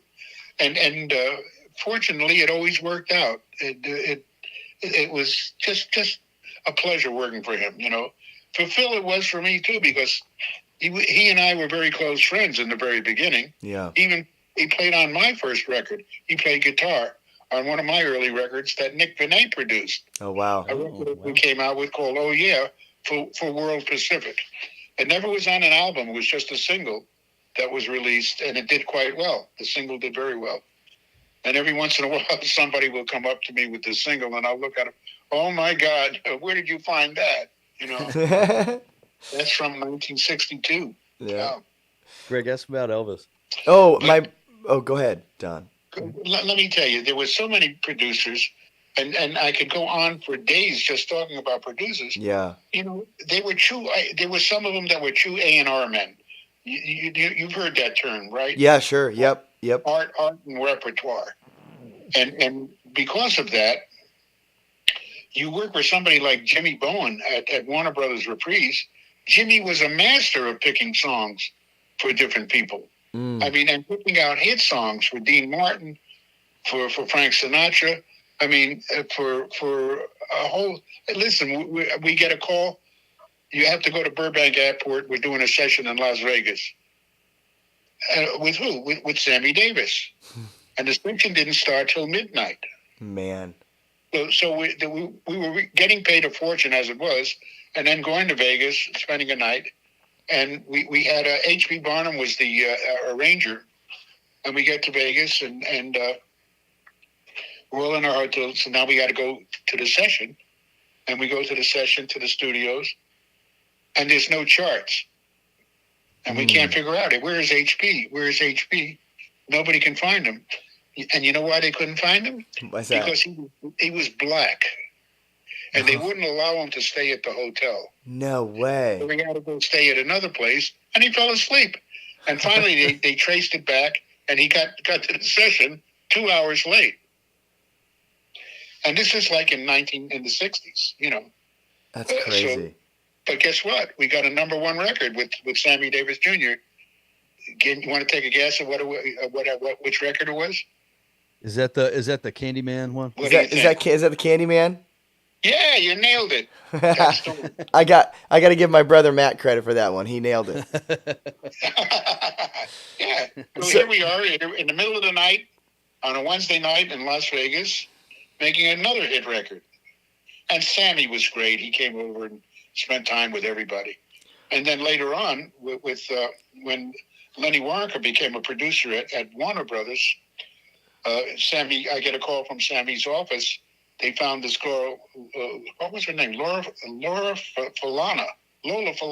Uh-huh. She was gorgeous and could sing. And Sammy discovered her and brought her to Warner Brothers, and they signed her. And I got to do her first, I guess the first 4 songs she recorded for Warner Brothers, I arranged also. So that was kind of fun. Wow. What I gotta ask. I kill myself if I didn't ask. But what was Elvis like working with Elvis? Oh, he was great. He was great. I could go on for hours on him. Sure. I almost took that job 2 different times. Really? Yeah. Oh, yeah. I mean, their piano player, Glenn D. Harden, is a close friend, and he's amazing. Wow. He's an amazing pianist, but he was also an alcoholic, and they were having a terrible time with him. And, they saw it through and stayed with him, and he's still going strong. He's still working in Nashville. Wendy still does gigs. Yeah. Still a good arranger too. But in the studio, when we did Little Less Conversation, for instance, that was a movie call. If you ever listen to some of the songs in Elvis's movies, they're horrible. They ground them out like in a meat grinder. Right. Here's another song. Okay, here's one. Yeah. Here's one. Yeah. And we were doing I forget the movie, and the producer came over the talk back to Billy Strange and Mac Davis were the writers on this film. We need one more song. You do? Okay. Guys, take a break. So we all take a break. We're on the Warner Brothers lot, and we go out, have coffee. We come back, a 10-minute break. Take another 10-minute break. Take another 10-minute break. We come back. They had a few notes written in this, and they're trying to sing it with guitar. Nothing was written. There was no chord sheet even. So Hal says, why don't I start with a drum thing here? And I said, I'll wait, and I'll come in here, and let's change this chord to this. And that's how the song was written. No way. Wow. And came out a Little Less Conversation. Oh man, that's a great story. Man. It's true. That's how it went down. And incidentally, it wasn't recognized as a great song till way later on. And then it became a hit, and then it got recorded by a lot of different people over and over again. And then some group in England did a disco version of it. I forget what their name was, but we had to get paid because they used some of our track. So we got paid for them. So the initial date, I always love this part. I think it was like maybe $130. Okay. But over the time that we did it till present day, because I still get paid for it, I probably made close to $10,000 over the years on that one song. In reuse and new use checks, because people like to use that. Yeah. Well, and of course, that one and Be My Baby is another good one. But the big one is These Boots Are Made for Walking. It's been used 1 million times. Yeah. Oh man. It's just so I mean, you're just so absolutely talented, and your resume is I mean, it is godlike. It is absolutely insane. What's keeping you busy nowadays? Don, I know you've got the club still going. I think you still play there from time to time. What's keeping you busy? I play there once a month. I keep recording. People still hire me. It's done a lot differently now, and they'll send me something at home, and I can either do it here or I'll run into a studio and do it. Yeah. Usually, it's not as much fun when everybody's together. But then Right. some of the people are recording again with the band in the room and doing it like that. So that's Right. kind of fun. Yeah. But I always enjoyed playing live. That's always, no matter what. Even when I'd finish doing a gig, I'd always end up having to spend a couple hours playing to an audience or playing live. And, I and I love still that. enjoy that, The baked potato keeps going on and on, It doesn't stop. When you think about it, it's now 52 years old, the baked potato. That's so great, and congratulations on that. I mean, that's not an easy thing by itself. I mean, to have done that, I think it's incredible. When you're at a piano, you got a cocktail, maybe not, but you got a bunch of people around you. What's like a most requested, or what's your go-to tune? Do you have one that you just love to? And There's a song that the ladies really like, and I think it's a very romantic version of a song that was written by Lalo Schifrin. okay, For a movie, the movie was called The Fox, okay, and it was in one of my Capitol albums that David Axelrod produced, and for Capitol, and it's the theme from The Fox, and I'll play that one when I see what kind of mood is. But we do a lot of funky blues, almost to the point of, and they love the Beach Boys stuff that we do. oh yeah, And they love Help Me Rhonda because we do a funky version of that. Yeah. Also, and Sloop John B. yeah, We have with that one, and so that's always fun. And then I did 2 albums many years ago, 63 and 64 or 65, hmm where I did song for song, Rubber Soul Jazz, and Yeah. said that those were important albums because there was no thing called fusion yet. But in essence, it was the first fusion albums. right, Because we were taking the rock and roll, putting jazz to it, and using some of the rock and roll rhythms, which I always loved. Ugh. I always liked the rhythm of the, instead of like a straight ride cymbal that you would hear on a jazz record, it would be a little more inventive, right, So it was kind of neat. And I still enjoy playing all those. And lately, what's the new one that they request? Oh, we did a jazz version of the Game of Thrones. So that cool. was very popular. That's pretty neat. This was to do that. Yeah. And then I wrote a song years ago that they request called Malibu Nights. hmm And I have to thank a guy who was at NBC, wrote the news copy for the news writers for 20 years. And he'd finish and he'd always be at the baked potato. Always be there all the time, 2-3 times a week. And when he passed away, NBC did a whole memorial to him, and they used my song Malibu Nights Oh wow. like 3 days in a row. And since that, this is years ago, and people always like to hear it. And the story with that is in 1984, we were one of the few bands that were asked to play at the Olympics. Wow. We had to go through a security check. We had to go through a whole bunch of stuff. And we played at the University of California, UCLA, USC, and University of California, Santa Barbara. We were one band, and we were supposed to do 3 or 4 concerts. And they, in a 2-week period, they ended up having us back 9 times. Wow.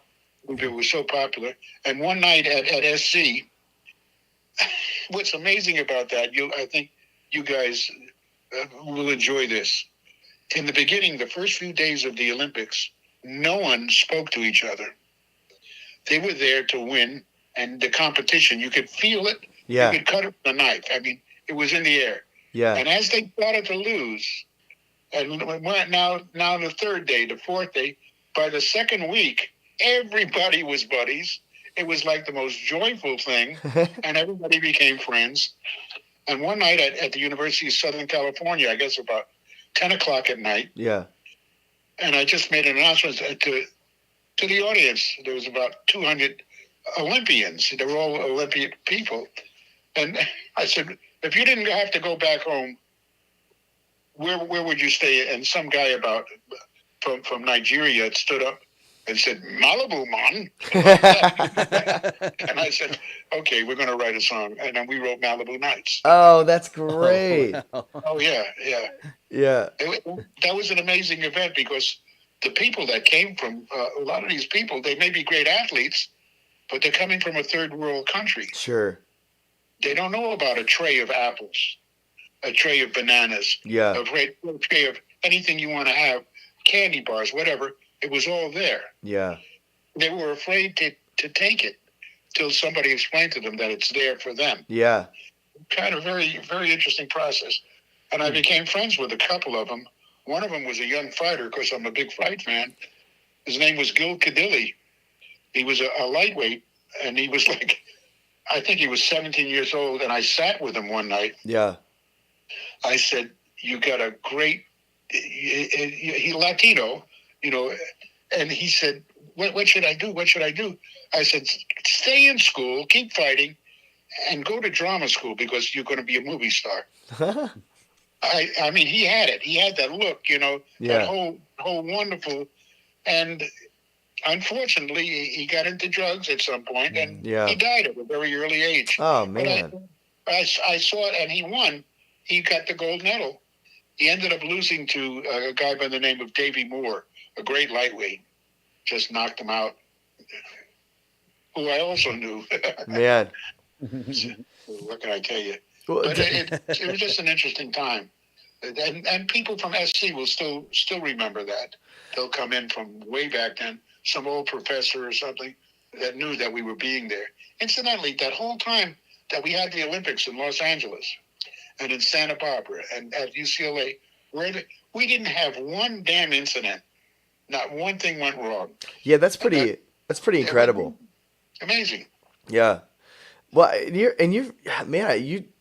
kind of have the motor, man. It doesn't seem to quit. You just must really enjoy what you're doing, and I can hear it in your voice, man. It sounds like you just really enjoy it. Whatever you're up to. You got to remember, for one guy, I did 105 albums. Yeah. You know who that was? Unreal. Lee Hazelwood. Lee Hazelwood. Lee Hazelwood wrote These Boots Are Made, besides about 30 other Right. selling records. Right. He wrote a lot of hit songs, but he also produced a lot of country artists for his own label, LHI. And I was the arranger on most of them. Either I or Billy Strange did a lot of it, but then I ended up doing it because Billy moved to Nashville. Yeah. We did so many different kind of artists, and we got a couple of hit records with them. Sanford Clark. Here's an interesting thing. Sanford Clark had a country record called, oh, Jesus, it just went out. But Sanford Clark and O.C. Smith, I got it. It's called Son of Hickory Holler's Tramp. Okay. It sounds like a country hit. And went to number one. It was the number one country, and then it went to the pop charts. Jerry Fuller, who was a producer at Columbia, produced O.C. Smith. He did a version of that 2 years later and got another hit record, and I played on that one also. The same song, Son of Hickory Hollers with O.C. And he got a monster record out of that. Man. I think you're the secret sauce, man. I think it was you. It was all of us, Yeah. And working for Jerry Fuller was a treat also. He did one of the greatest records of all time for a group called Spiral Staircase. You remember them? I love you more today than yesterday. Oh yeah. Oh yeah. What a great song! Love that tune. Yeah. Yeah, and the great arrangement on that. The guy that did that was one of the vocal guys that did a lot of the vocal stuff, backup stuff for everybody. His name was Al Capps. But Jerry Fuller produced that one. And you know what? When we did that, Joe Sample was the other pianist. It was just he and I. And I looked over at Joe and I said, this looks like we're going to have a good run here. We got 2 or 3 albums out of this one because they were so good. Yeah. And the songs were good.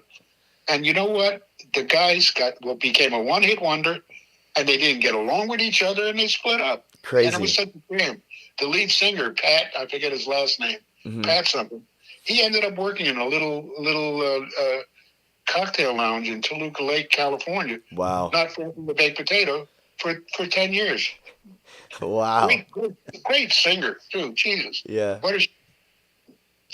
But What? that's the music business, you know. Yeah.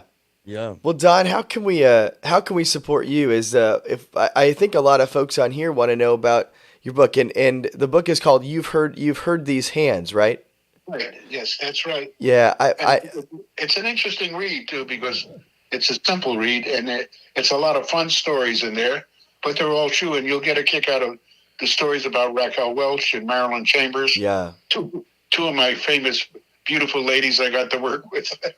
Yeah, I love your stories about working with Brian in there, and the Neil Diamond stories are great as well. It's a really great book. So we'll make sure to link it for everybody, so Okay. everybody that's watching can go grab themselves a copy, because it's a must have for any rock and roll or history buff. Because you are, I mean, if you're not, are you in? And I should know this. Are you? I know you're in the Hollywood Rock Walk, right? Is that right? I'm enshrined in Santa Monica at the Guitar Center walk. Oh, okay. Glenn Campbell, myself, Hal Blaine, and Carol Kay was supposed to be in it too, and Tommy Tedesco. But I think it ended up to be Carol didn't show up or something. But Glenn and I were there, and so was Hal. I'm sure Yeah. he was. And I think Tommy had passed on at that point. Yeah. But I'm in the New England Hall of Fame now, which happened last week. So that was kind of fun. Oh, awesome.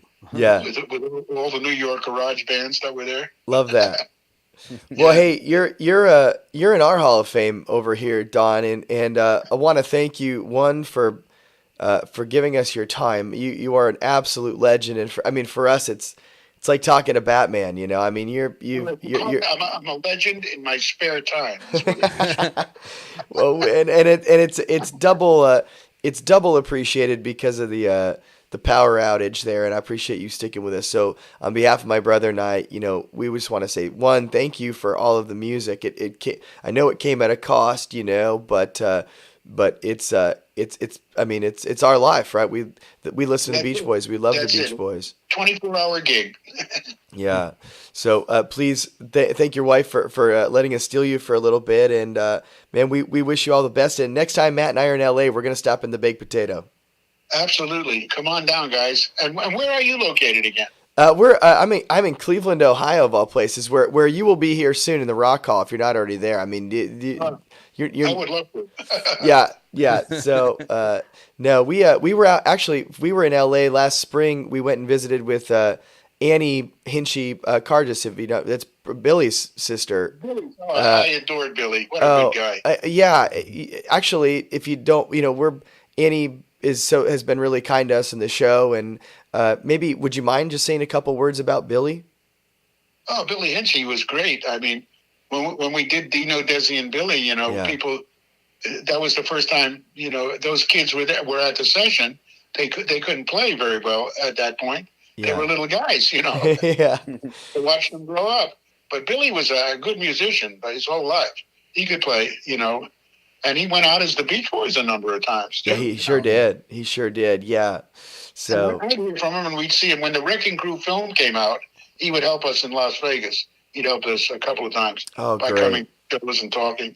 Good man. And he had his own little radio show, I think, for quite a while. He did, yeah. And he was scheduled to come on our show, but unfortunately he passed away so young. It was really a big loss for a lot of folks. That was a surprise. I didn't expect that also, Yeah. Wow. Yeah. Well, Don. All right, my friends. You guys stay healthy. Hey, you too, Don. Thank you so much. God bless you, and have a wonderful night, my friend. Thank you. Bye-bye. Okay, bye-bye now. It's funny, Matt. Oh, shoot, I got to turn this down. So I just had a thought. It's funny, we're sitting here talking about Billy, and you know how Billy used to have all of his guests on the show? He'd take the phone, he would hold it up to the... Yeah, he would, yeah. Isn't that funny? It really I don't is know, how man. that works out, yeah. Things are strange. And I absolutely am a believer in divine providence and how those things worked out. And you know, Matt and I, and hand to God, we did not know that today was the release date of Good Vibrations.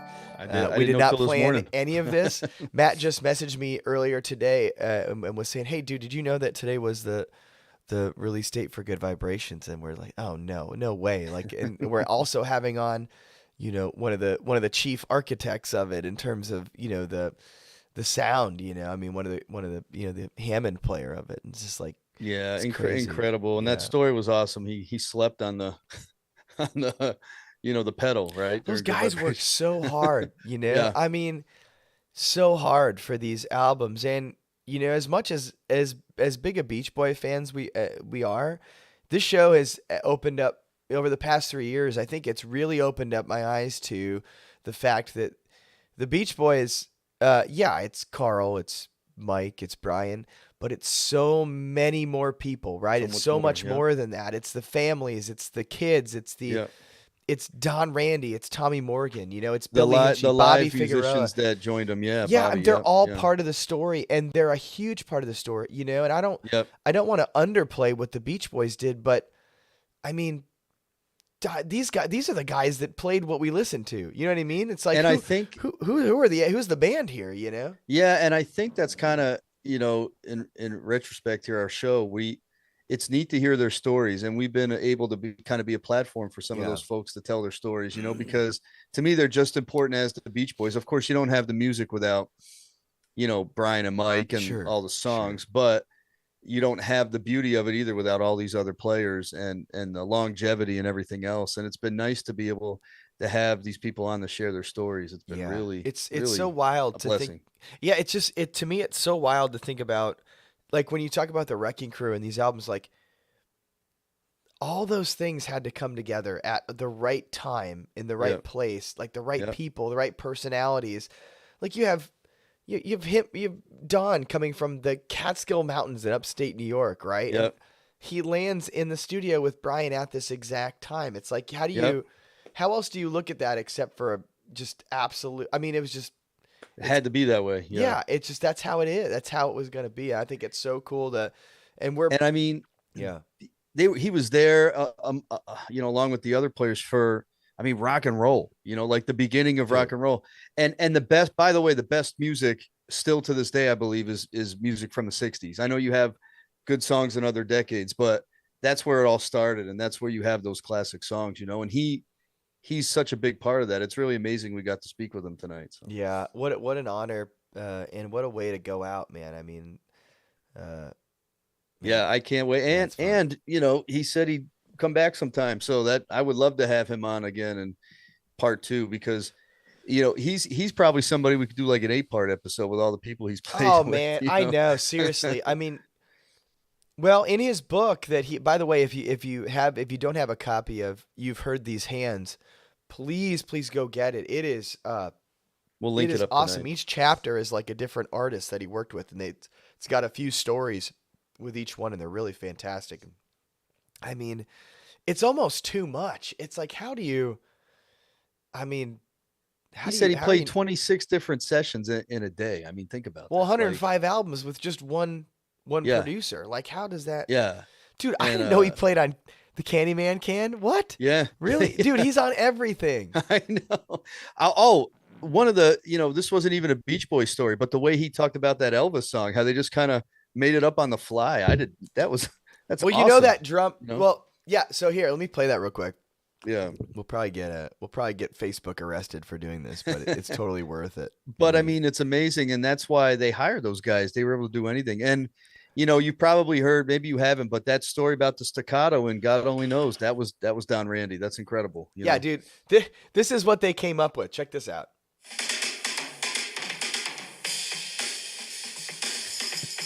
Don said, just play that and I'll come in.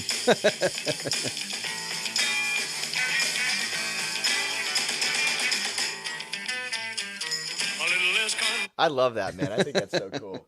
Yeah, these guys were badasses, and Carol Yeah. Kay, Yeah. Tommy Tedesco, you know, Al Blaine, you know, Glenn all of them. Campbell. And of course, Glenn Yeah. Campbell went on to have his own his own Yeah. career, you know. Oh, fun And that's story. another thing. Yeah. Oh, sorry. Go ahead. No, go ahead. Well, I was gonna say fun story is when Glenn started doing his records. Who did he hire? Yeah, I noticed that he hired the Love same that. guys, Hired and the they were record like, crew. and it was funny. If you watch that documentary too, I'm sure you all have seen it, but revisit it because that is funny. They're like, "What are you doing here, Glenn?" They're like, "I'm singing now." They're like, "Oh, really?" You Yeah, it's know, gotta they be were pretty kinda funny to surprised. be like, all of a sudden you've been promoted, you know, to the artist. Yeah. Well, that's neat thing about Don too. The whole time he was on those sessions, he was making his own albums with his jazz band too and performing and you know, what a guy. And Yeah. you know, he's 86 years old and he still got it too. It's incredible. So. Yeah. Well, thanks everybody. You know, always an honor to be here on Tuesday nights, hanging out with all of our friends out there, and Joe Absolutely. and Stacy and everybody. We really appreciate your support. We really do. It's been a fun few years. You know, we've gotten to talk with some people we never thought we'd ever get to connect with, and never thought we'd ever meet any of you. But here we are, and we're lucky. We're the lucky ones for it. So, yeah, brother Matt. Any final thoughts before we end our season here? No, just thank you, Greg. Yeah. I've told you this before. This whole thing was your idea, and I don't think I ever would have got to speak with any of these people or meet all our friends in the chat if it weren't for your little idea we had. And I'm very, very grateful for it all the time. And I look forward to a season 4. And I asked the chat out there too. There's any shows you want to see that maybe we haven't done, or you know, you want us That's a good to idea. bring somebody else on or anything like that, just shoot us a note. We're open for ideas. So Yeah, and be on the lookout for our Beach Boy Talk next release. We gotta. That's right. It's gonna go number 1. We believe. We believe it. This next one's gonna be really, really fun. So yeah, thanks everybody. Thank you, Gene. Thank you, Stacy. Thank you, Claire. We love you. Thank you, Wallene. Thank you, Les. Appreciate it. Michael, thank you. Aaron, thank you. Oh yeah, Aaron says Carol K. Carol K. We believe it or not, Carol K. said yes to an interview this year, but she ended up I think you know not it ended up working out. I think she ended up not feeling well or something like that. So maybe Carol K. in the future. Eddie, thank you very much. Joyce, thank you so much. We'll miss the heck out of you guys for sure. Old Outlaw, thank you so much. Appreciate you joining us. Stamos will be that's our, what is that, Matt? That's our unicorn. that's our dream. Yeah. Stamos is our unicorn. We'd love to have Stamos on, but tough to beat Don Randy, I'll tell you that. But Incredible. Bobby, thanks for joining us. Christian, thanks for joining us. Really appreciate it. Joe, we love you, buddy. Thank you. Thank you very much. Scott, love you, man. Thank you, Bruce. Everybody, thank you again so much for joining us, everybody. Have a great holidays here. We got Halloween coming up, and of course Thanksgiving and Christmas. But we did have a request maybe to do a Christmas show. I said we've talked about that before. Yeah. So did we do a Christmas show last year? we haven't done one yet. Oh, so we should do may one. need to Okay, that. maybe Yep. we'll do a Christmas show. That would be really fun, and we can Play some Beach Boys Christmas and Brian Wilson. Oh, Christmas that's a tunes great and idea. Yeah, catch up with everybody. We could Yeah. review the Christmas album. Although that would be rough because there's only like 2 good songs on the Christmas album. Greg, you got it in you. Play a little bit of Good Vibes or not tonight? Good Vibrations? No, you're not feeling good, by the Heck way. no. So. What? Yeah. Okay. Na-na-na-na-na-na-na. By the way, I do Nah, want to say little that under too. the My weather. brother Little under the is weather. pretty ill right now, but he wasn't going to miss Don Randy. So you did Yep. well tonight, brother. Yep, I actually came here in a wheelchair, believe it or not. I'm doing it for you. I'm doing it for you guys. No, I'm just kidding. But yeah. All right, everybody. We love you all so much. Stay in touch, everybody. Thank you.